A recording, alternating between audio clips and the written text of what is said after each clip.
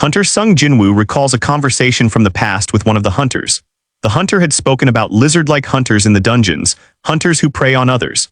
These hunters whose job is inherently dangerous are often killed during raids, but there are those who intentionally kill them for money. Since it's in a dungeon, the authorities can't prove they were murdered. The hunter had warned Sung Jin-Woo about such people, calling them lizards, because like lizards shedding their tails, they would abandon you at the most dangerous moment. This warning echoed in Sung Jin-Woo's mind as he realized that he might be dealing with one of these lizards in the current situation. Here we see the worried face of Yoo Jin-ho, who doesn't know what to do. He finally realizes that Hwan and his team had only lured them into this dungeon. One of the hunters observes the increasingly desperate Yoo Jin-ho and understands that if they even decided to go with Hwan and his men, they would likely be killed. Looking back, when Hunter Sung Jin-Woo had warned them about the insects, it becomes clear that what Junk had meant by saying don't pay attention to such trivialities was that he was simply waiting for the right moment to strike. And so Hunter Sung Jin-Woo finally discarded the backpacks of supplies. He realized that the one responsible for the collapse was a C-rank mage named Cho Kyu Hwan. As he observed the cave-in, he searched for any loopholes that might allow them to escape. He quickly concluded that getting out wouldn't be a problem, but there was one major issue that could make their escape difficult. It turned out that the dungeon boss who had been snoozing after a hearty lunch had woken up. Now with Hunter Sung Jin-Woo and Yoo Jin-ho trapped in the boss room, they were about to face a much bigger problem. Hwan and his team had already found a way out of the dungeon. One of them suggested that it might be easier to just kill Hunter Sung Jin-Woo and Yoo Jin-ho themselves. However, Hwan replied that doing so would wake up the spider boss, putting them in a much more unfavorable position. Hwan realized that the weakest hunter in E-rank with no experience along with a D-rank hunter wouldn't stand a chance against the dungeon boss. Then one of his subordinates noticed Yoo Jin-ho's outfit, which looked like it was worth millions. Curious about his background, they decided to check his phone to figure out which family Yoo Jin-ho came from. The giant spider was already about to attack, and Hunter Sung Jin-Woo and Yoo Jin-ho stood ready. Yoo Jin-ho, determined, told his companion to get behind him and that he would figure something out. As the E-rank hunter, Yoo Jin-ho began analyzing the situation, realizing they would have to fight an enemy with many long, powerful limbs. The spider was sweeping everything in its path as it charged toward them. However, Hunter Sung Jin-Woo, remembering the double dungeon, couldn't help but reflect on the unforgettable fear and awe he had experienced there.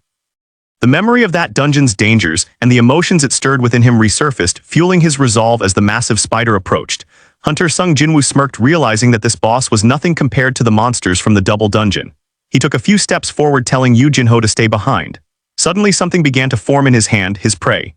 Puzzled, Yoo Jin-ho couldn't understand what Sung Jin-Woo was trying to do. Sung Jin-Woo calmly told him that he was going to kill the boss. Yoo Jin-ho was stunned, unable to comprehend how the so-called weakest hunter in the world could hope to kill a C-rank boss alone. He noted that only an elite B or C-ranked hunter could defeat such a boss.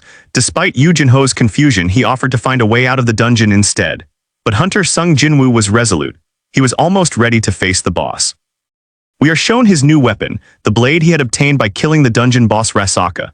Fully prepared to fight, Sung Jin-Woo stood tall, no longer trembling in fear at the sight of the dungeon boss. This time he was ready for the battle. Hunter Sung Jin-Woo thought back to his encounters with the Rasaka boss, which was likely above D-rank, and the golem boss just below D-rank.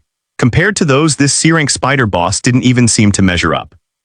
Despite the dangerous and intimidating appearance of the boss, Hunter Sung Jin-Woo didn't flinch. Finally, the boss began to attack Hunter Sung Jin-Woo and Yoo Jin-ho, but Hunter Sung Jin-Woo was unfazed. He rushed toward the spider without hesitation. Concerned, Yoo Jin-ho stayed behind, worried for Sung Jin-Woo's safety. The E-rank hunter struck the C-rank boss with a quick, precise blow, and in an instant he was behind the boss, preparing to attack again. Hunter Sung Jin-Woo wasn't sure if his attack had landed successfully, but it was clear from the damage to the boss that the strike had indeed worked. Using Rasaka Fang, he had managed to wound the powerful monster, and so Hunter Sung Jin-Woo landed behind the boss after his attack, momentarily relaxing after landing a blow on the powerful creature. He knew, however, that this was just the beginning. The real hunt was about to start. Now Hunter Sung Jin-Woo and the dungeon boss stood facing each other, both preparing for the intense battle ahead. Meanwhile, Yoo Jin-ho stood in bewilderment, watching Hunter Sung Jin-Woo with a mixture of awe and confusion. He couldn't understand how someone with such strength had been classified as an E-rank hunter. Jin-ho was surprised not by the power of the dungeon boss, but by the incredible strength of Hunter Sung Jin-Woo. He couldn't help but wonder if Sung Jin-Woo was truly an E-rank hunter after all.